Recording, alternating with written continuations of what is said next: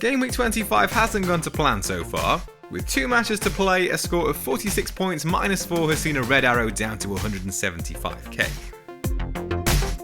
It was a lively first outing for awuwdh, who had a golden opportunity to draw Luton level just before half-time when he found himself central inside the Manchester United box, but dragged his shot wide. And ultimately, the left wing-back came away with little to show for his efforts. Similarly, Ross Barkley had the chance to snatch a late equaliser when his header glanced off the crossbar.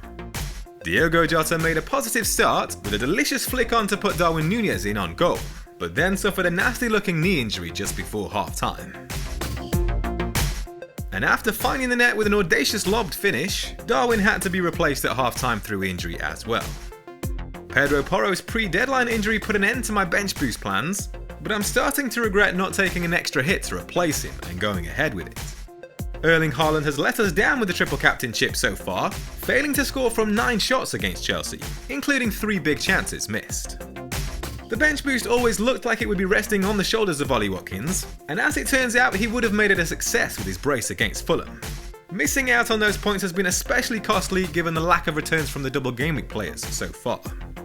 So let's hope for big things from Haaland tonight, as we move on to the transfer plans for Blank Gameweek 26.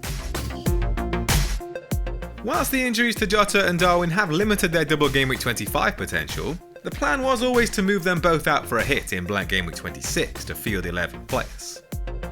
Wolves assets Pedro, Neto and Hwang Hee-chan are in demand ahead of Sheffield United's trip to Molineux. The Blades have conceded a league-high 14 goals in the last 4 game weeks. Hwang is more of a finisher. He's recorded a team-leading 12 big chances this season compared to Neto's 2. But he's only just returned from injury, while Neto has been at his creative best, serving up 3 assists and a goal in the past 4 game weeks. The concern with both, however, is Wolves would see their Game Week 29 fixture with Bournemouth postponed if either team advance in the FA Cup. Plans to dead-end my team to Game Week 29 perhaps make Jarrod Bowen the more sensible choice, with a guaranteed fixture against Aston Villa that week. The imminent return of Lucas Paquetá is a major boost for West Ham's creativity, which has been severely lacking in recent matches. Dominic Solanke is set for a swift return to the team ahead of Bournemouth's upcoming Double Gameweek 28. After a brief dip in form, the Cherries' talisman has accrued 2 goals and 2 assists in the last 4 game weeks, where his tally of 5 big chances trails only Højlund, Watkins and Toney among forwards. Game Week 26 opponents Man City have kept just 2 clean sheets in their last 14 matches. So Jota and Darwin to Bowen and Solanke is the plan for a 4-point hit, and here's how the team is set to line up. After Martin Dubravka's costly slip, it's Alphonse Areola's turn between the sticks. Arsenal have scored a league-high 16 goals in the last 4 game weeks compared to Brentford's 6. West Ham have kept 3 clean sheets in their last 5 home matches. In the last 5 game weeks, Matty Cash ranks second to Malo Gusto for expected assists among defenders, while only Gabriel and Cher can improve on his 3 shots on target. In the same period, only West Ham, Burnley and Crystal Palace have generated fewer expected goals than Nottingham Forest.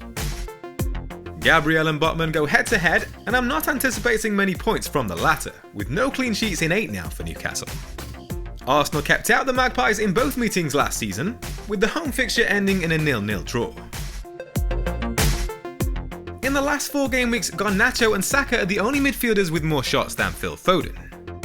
Meanwhile, Man City teammate Kevin De Bruyne has carved out 14 attempted assists, only trailing Barkley, Bruno Fernandes and Ødegaard. But the Belgian could be at risk of reduced minutes depending on his involvement tonight against Brentford.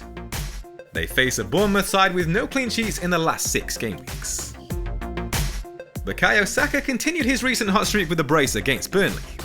The Arsenal talisman has found the net 6 times in the last 4 game weeks, where no player has attempted as many shots, and only Watkins and Toney can bet to his 6 big chances. After a confident display last game week, Ollie Watkins now has 4 goals and 3 assists in the last 4 game weeks, where only Saka has earned more points. His 7 big chances in that spell can only be beaten by Ivan Toney, with 8. Nottingham Forest are without a clean sheet in their last 7 away matches. Assuming he remains fit and in line to start after midweek, Erling Haaland is likely to retain the captain's armband despite some poor finishing against Chelsea. Since his return in Game Week 22, the Norwegian has fired a league-high 17 shots inside the box.